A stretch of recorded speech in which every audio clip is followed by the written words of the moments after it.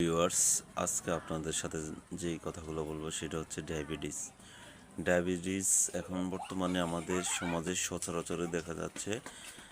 প্রতিটা ঘরেই কেউ না কেউ আক্রান্ত হচ্ছে ডায়াবেটিস। তো ডায়াবেটিসের আক্রান্ত আমরা কীভাবে বুঝবো যে আমাদের ডায়াবেটিসের লক্ষণ আছে? হ্যাঁ, সেগুলো বুঝতে হলে আমাদেরকে জানতে হবে।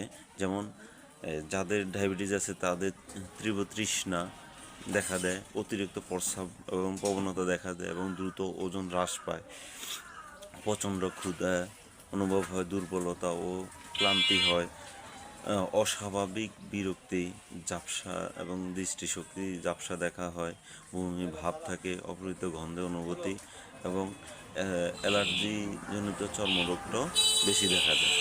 তা আবার আমরা এগুলা থেকে আমরা বুঝতে পারবো যে ডায়াবেটিসের লক্ষণগুলো।